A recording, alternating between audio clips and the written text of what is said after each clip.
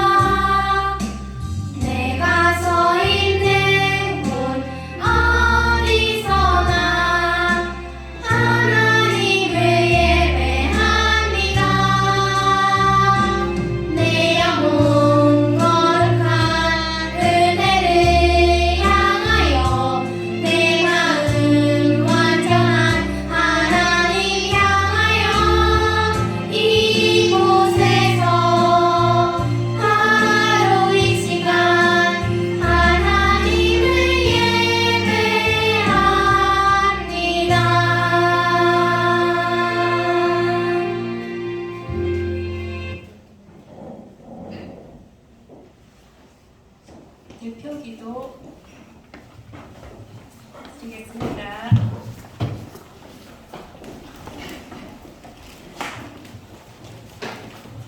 네, 다 같이 기도드리겠습니다. 두 손 모으고 눈 감고 현서, 수빈이 두 손 모으고 기도해야 됩니다. 하나님께 기도드리겠습니다. 오늘도 살아계셔서 저희들과 함께 해주시고 저희들을 사랑으로 항상 이끌어 주시는 하나님 아버지, 저희들이 지난주 지은 죄 이 시간에 깨끗이 회개할 수 있도록 돌봐주세요. 그리고 저희들의 마음속에 하나님의 말씀만 듣고 갈 수 있는 이 시간이 될 수 있도록 돌봐주시고 저희들의 마음속에 지혜와 은혜를 주셨길 간절히 바라고 원하옵나니 아버지, 저희들이 가는 길 곳곳마다 예수님의 향기를 품어내는 우리 친구들로 삼아주세요. 예수님의 이름으로 기도드립니다. 아멘.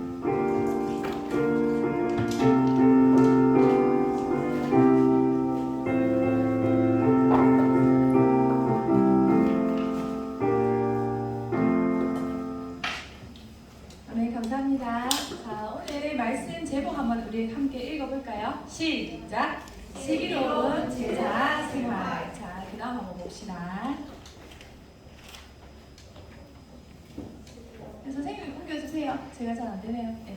우리 함께 오늘 말씀, 외울 말씀입니다. 한번 읽어볼까요? 시작! 그러므로 누구든지 나의 이 말을 듣고 행하는 자는 그 집을 반석 위에 지은 지혜로운 사람 같으리니.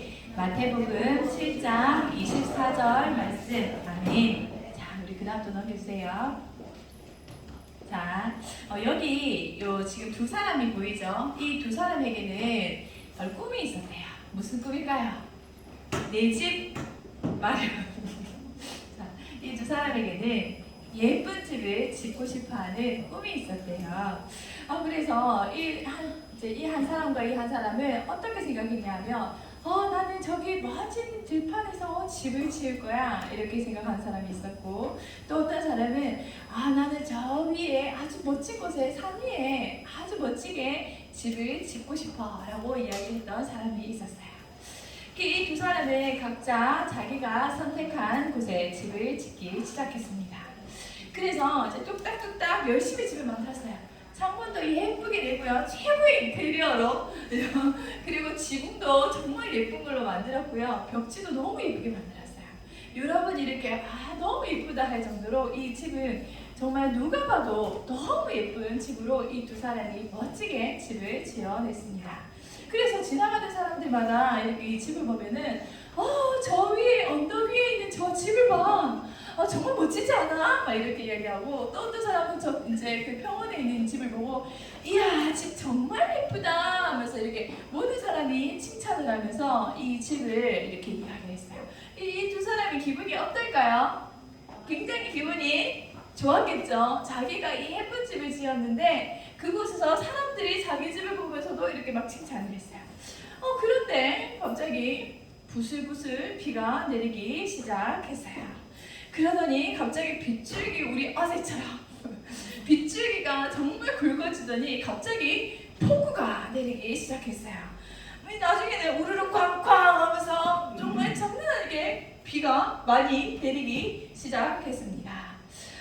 그러면 이 집이 그 이후에는 어떻게 됐을까요? 다음 한번 넘겨볼까요? 물이 넘치기 시작했어요. 비가 너무 많이 와서 물이 넘치기 시작했어요. 그 다음 어떻게 됐죠? 가서 높은 곳에 반석 위에 있는 이 집이 멀쩡했지만 바닥에 흙 위에 지어진 집은 무너져 버렸어요. 자, 이거와 이 이야기와 동일한 내용이 바로 오늘 성경의 이야기가 나옵니다. 그 다음 넘겨줄게요. 도대체 이 부분에서 우리가 한번 생각을 해볼게. 도대체 뭐가 문제였을까요? 왜 한 사람의 멋진 집은 아주 이렇게 비가 와도 제대로 있었지만 왜 한 사람의 이 멋진 집은 무너졌을까요?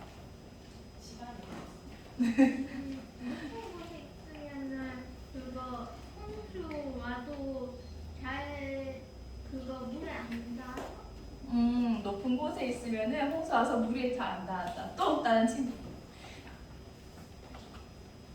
비슷해요. 바로 이 사람들은 그 땅을 생각하지 않았어요.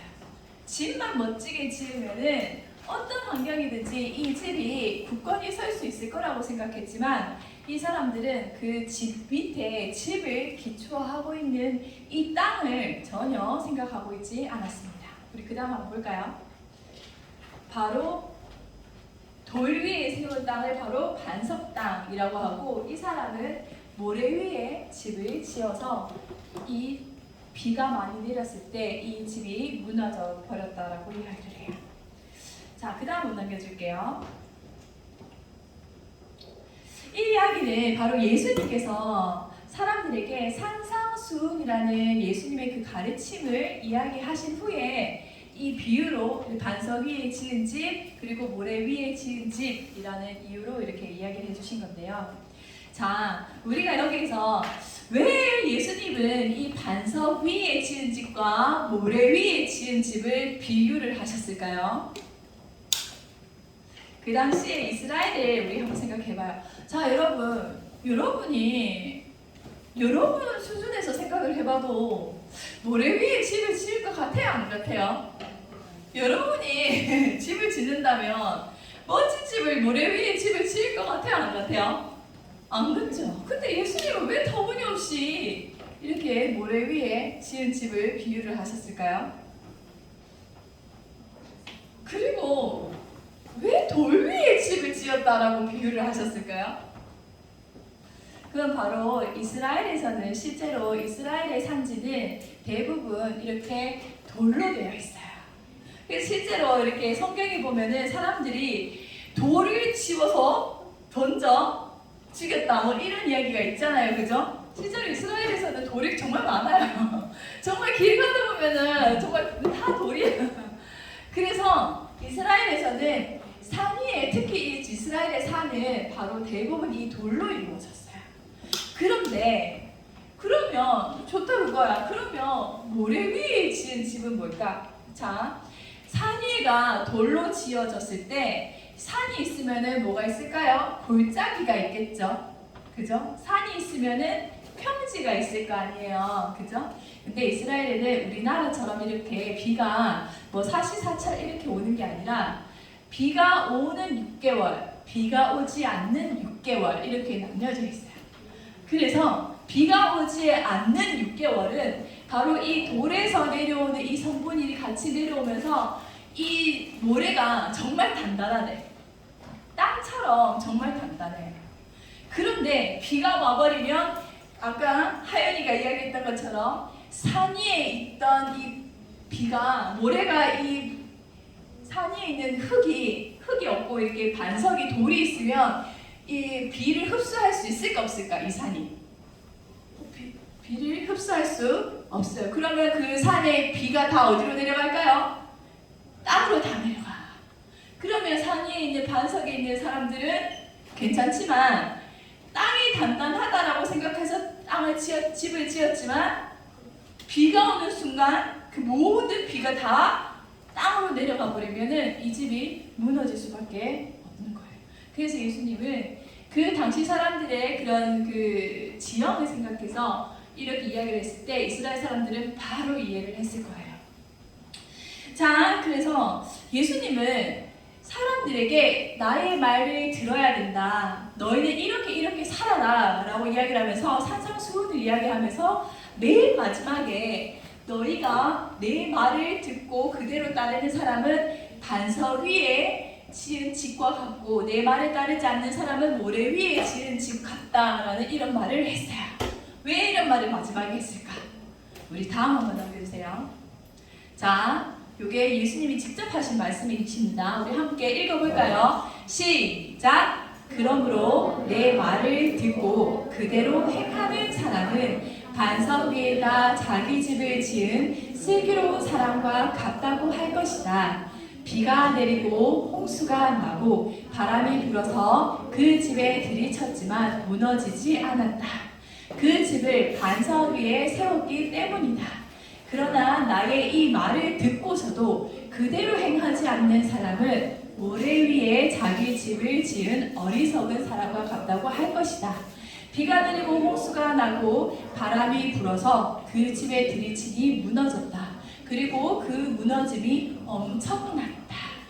자, 예수님은 지금 이 사람들에게 왜 이런 얘기를 했을까요? 너희가 내 말을 듣기만 하는 것이 아니라 그대로 행하는 사람, 그대로 행해야 된다라고 이야기를 합니다. 우리가 성경에 나는 성경을 믿어 이라고 이야기를 하면서 행하지 않아. 그러면은 성경을 정말 믿는 사람일까요? 자, 나는 소망이 사랑해, 난 소망이가 정말 좋더라 이렇게 했는데 소망이 얼굴 보면은 내가 웃지도 않아. 뭐 소망이 오면 인사도 안 해. 근데 난 소망이 좋아 이렇게 하면은 믿어질까요? 안 믿어지죠. 여러분의 어머니가 난 하연이가 너무 좋아, 난 하연이가 세상에서 제일 좋아, 우리 하연이 하면서 너무 사랑해 이렇게 말을 하는데 너네한테 밥도 안 해줘. 밥도 안 해주고 인사도 안 하고 너네가 뭘 하든 신경도 안 써. 그러면은 어머니가 정말 하연이를 사랑하는 게 맞을까? 아니겠지. 그죠? 마찬가지예요. 우리가 하나님의 말씀을 믿는다, 하나님의 말씀을 나는 그 말씀을 믿는다라고 이야기를 하면서 그 말씀대로 행하지 않는 사람은 결국 그 말씀을 믿는 사람일까요? 안 믿는 사람일까요? 안 믿는 사람이에요. 그래서 예수님은 내 말을 듣고 그대로 행하는 사람만이 저 반석 위에 있는 집처럼 굳건히 너희의 삶이 온전해질 것이다 라고 이야기를 합니다. 자, 그 다음 한번 넘겨주세요. 그래서 예수님은 이 반석을 하나님의 말씀이라고 하고 집을 우리의 인생, 우리의 삶이라고 이야기를 해요. 그러면 우리가 이렇게 집이 온전해지려면 하나님의 말씀 위에 우리가 살아가야 되겠죠. 그죠? 그런데 여러분, 우리가 교회를 다닌다고 하면서도 하나님의 말씀으로 이렇게 살아가는 사람이 있는가 반면 다른 것을 내가 의지해서 살아가는 사람이 있을까요? 없을까요? 있어요.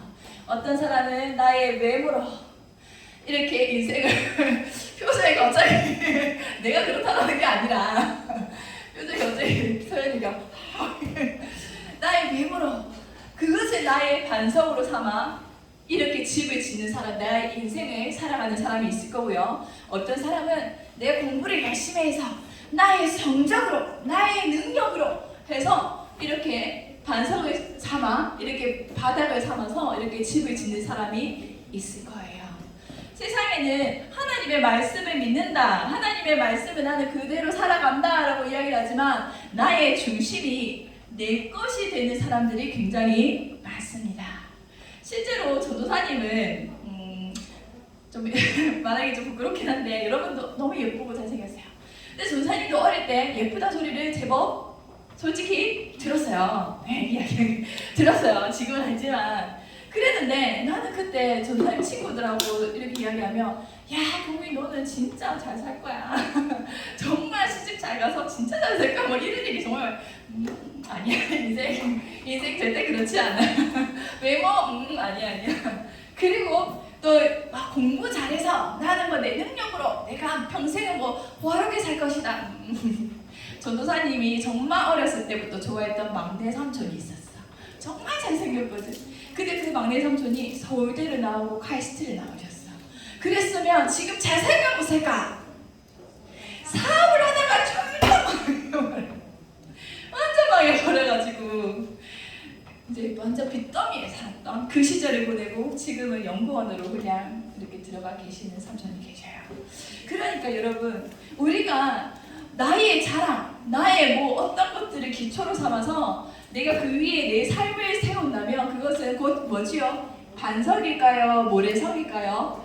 모래성입니다. 하나님의 말씀만이 오직 바로 우리가 온전히 설 수 있는 하나님의 말씀이 바로 우리의 반석이라는 거죠. 그 다음 한번 보겠습니다. 자, 지금 요즘 동성애가 굉장히 유행을 하고 있어요. 여러분 동성애 이야기 많이 들어봤죠? 성경에서는 동성애를 맞다라고 할까요? 틀렸다라고 이야기를 할까요? 틀렸다라고 이야기를 해요. 그런데 심지어 지금은 교회에서도 동성애를 옹호하는 사람이 나타날까요? 안 나타날까요? 나타나고 있는 상황입니다. 자, 우리 성경에서는 동성애를 뭐라고 이야기하는지 한번 볼까요? 우리 위에하고 밑에 같이 한번 읽어봅시다. 시작! 너는 여자와 동침함 같이 남자와 동침하지 말라. 이는 가증한 일이니라. 그리고 이번에는 신약 중에 또 대표적인 거 한 개 들고 왔습니다. 시작! 이 때문에 그들을 부끄러운 욕심에 내버려 두셨으니 곧 그들의 여자들도 순리대로 쓸 것을 바꾸어 영리로 쓰며 그와 같이 남자들도 순리대로 여자 쓰기를 버리고 서로 향하여 음욕이 부릴 듯하며 남자가 남자와 더불어 부끄러운 일을 행하여 그들의 그릇 때문에 상당한 보응을 그들 자신이 받았느니라. 성경에서는 동성애를 죄라고 이야기를 합니다. 가증한 일이라고 이야기를 하고요. 다른 문구들을 다른 성경 구절에서 보면은 즉각 죽이라고도 이야기를 합니다. 그리고 신약에서는 그런 동성애를 저지르는 사람이 그들 자신의 머리로 그 하나님의 보응을 그들이 스스로 받는다고 이야기를 해요. 보응, 그 자기가 행한 대로 돌려받는 거. 그래서 우리가 그러면 지금 우리가 지금 트랜스젠더라든지 지금 되게 많죠, 그죠? 그런 사람들을 보면 화려해요, 안 화려해요? 엄청 화려하죠. 근데 여러분들은 지금 그 사람들의 단편적인 모습만 보고 있는 겁니다. 그 사람들은 지금 하나님의 진노를 두려워하지 않은 채 하나님의 말씀을 버리고 자기의 쾌락과 자기의 즐거움만을 따라서 살아가는 사람들인데, 여러분이 그들을 화려하게 보는 것들은 지금 잠깐 그 시절, 잠깐의 화려한 그 시간을 여러분이 보고 있어서 동성애 괜찮은 거구나 이렇게 생각해요. 그런데 아니에요. 동성애의 보응을 겪은 한 사람의 간증을 잠깐 보여드릴게요. 실제로 동성애자가 지금 수술을 해가지고 남자에서 여자로 되었는데 거기에서 자기가 진짜 사랑하는 여자를 만나서 엄청 후회하는 사람들도 꽤 많다라고 이야기를 합니다. 그리고 그거를 후회해서 이제 뭐 잘못된 선택을 결정하는 그런 케이스도 많다라고 이야기해요. 그래서 여러분은 지금 온갖 미디어에 온갖 죄들에 다 노출된 미디어를 여러분이 보면서 동성애 성경에서는 나쁘다라고 이야기를 했는데 아니네, 너무 멋지네, 너무 괜찮은데 라고 여러분이 생각할 수도 있어. 그런데 여러분은 지금 그들의 잠깐의 화려함만 보는 거지 끝에 그들의 말로를 여러분이 보지 못해서 그래요. 동성애는 죄입니다. 하나님이 죄라고 인정하신 것을, 죄라고 명하신 것을 그대로 따라갔다가는 하나님의 진노와 보응이 그들 위에 그대로 온다라고 이야기를 해요. 자, 그 다음. 그래서 우리의 어떤 쾌락이나 우리의 즐거움이나 우리의 자랑이 우리의 삶을 바닥으로 까는 모래성밖에 되지 않는다라고 이야기를 해요. 그럼 오직 뭐가? 오직 하나님의 말씀만이 우리의 반석이 되신다고 합니다. 그래서 우리 한번 읽어볼까요? 시작! 푸른 마르고 시드나 우리 하나님의 말씀은 영원히 서 있다. 우리 삶은 금세 시들고요. 우리의 성, 돈, 권력, 우리의 외모 모든 것들은 금세 시듭니다. 그렇지만 오직 우리의 삶을 든든하게 지켜주실 것은 오직 무엇이죠? 하나님의 말씀이라는 겁니다. 자, 그 다음 한번 넘겨줄게요.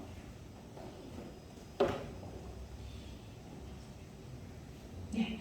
자, 여러분도 보시면서 이 사람이 지금 모래성 위에 자기의 욕심 위에서 자기의 삶을 이루어낸 사람과 하나님의 말씀 위에 자기의 삶을 이루어낸 사람의 결국에 마지막을 여러분이 보시는 거예요.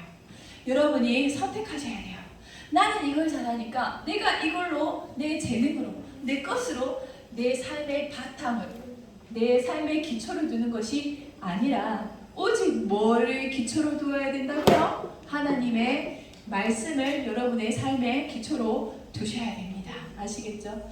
지금 동성애뿐만이 아니에요. 성경에 나오는 모든 죄가, 그리고 지금 뭐 악한 사람들이 여러분 보기에는 너무 잘 살고 있는 것 같죠? 근데 아니에요. 그들의 그런 악한 시절은 지금 여러분이 보는 그 시간 잠깐일 뿐이에요. 그들의 말로는 결국엔 하나님의 그 진노 아래 있다라고 분명히 이야기를 하고 있습니다. 속지 마세요. TV나 인터넷이나 이런 데서 보면서 이렇게 동성애라든지 하나님이 죄악시된 것들에 대해서 그들이 즐거워하고 멋져 보이는 것에 여러분 속지 마시기를 바랍니다. 그들의 말로는 하나님의 진노 아래에 있습니다. 자, 그래서 하나님은 이 세상에 바로 슬기롭게 그리고 행복하게 살아가는 방법은 오직 하나님의 말씀이라고 이야기를 합니다. 이 세상은 여러분이 생각하는 것처럼 호락호락하지 않아요. 많은 여러분 앞에서 많은 일들이 있었을 때 오직 여러분이 든든히 설 수 있는 가장 중요한 것은 바로 하나님의 말씀입니다. 기억하시면서 함께 기도하겠습니다.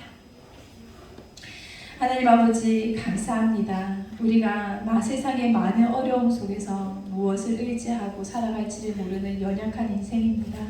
하나님의 말씀을 외면하고 살아갈 때에 우리는 그 인생의 말로가 너무나도 비참함을 고백합니다. 하나님, 우리 모든 친구들 정말 하나님의 그 말씀을 붙들고 하나님의 말씀을 기초하여 그들의 인생을 살아갈 수 있도록 인도하여 주셔서 그 인생이 주님 앞에서 더욱더 튼튼하고 건강한 인생으로 살아갈 수 있도록 인도하여 주시옵소서. 간절히 기도드리며 예수님의 이름으로 기도드립니다. 아멘. 자, 이어서 헌금 드리는 시간 갖도록 하겠습니다.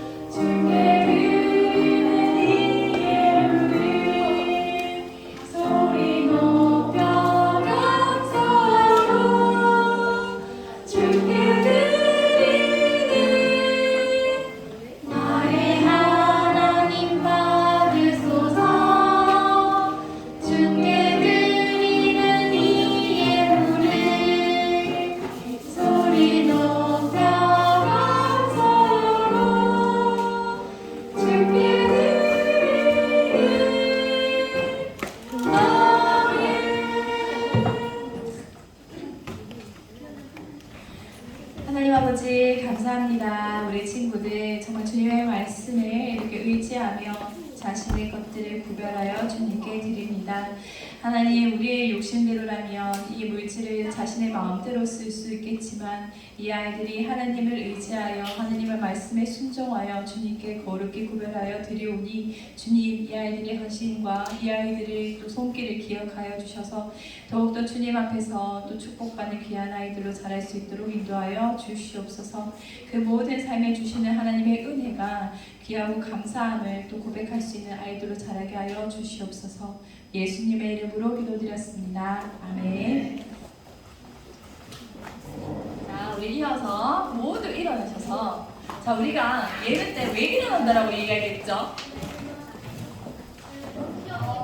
존경의 표시, 하나님의 권위에 대한 존경의 표시로 우리가 일어난다라고 이야기했죠. 자, 우리 모두 일어나셔서 오늘 말씀을 기억하면서 오직 우리 삶의 기초는 오직 하나님의 말씀 되심을 고백하시면서 우리 함께 교회에서 부르겠습니다. 주여 복을 구하오니 편히 가게 하시고 사랑받아 주는 은혜로 이기도록 하시고 광야 같은 세상에서 항상 인도하시고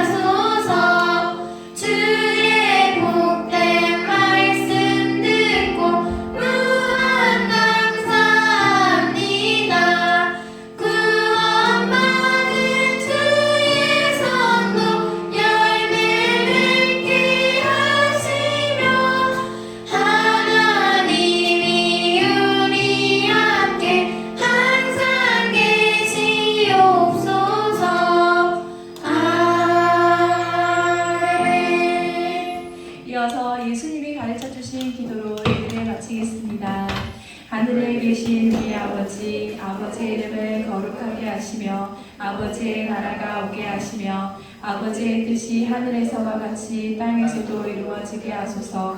오늘 우리에게 일용할 양식을 주시고 우리가 우리에게 잘못한 사람을 용서하여 줄 것 같이 우리 죄를 용서하여 주시고 우리를 시험에 빠지지 않게 하시고 악에서 구하소서. 나라와 권능과 영광이 영원히 아버지의 것입니다. 아멘. 네, 앉으세요.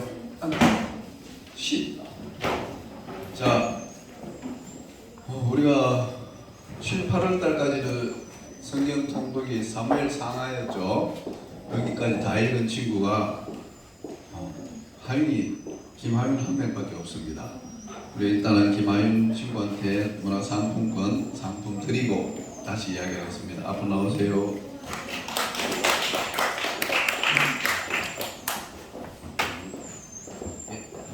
자, 그럼 9월달에 10월달은 11기 성경 통독이 있습니다.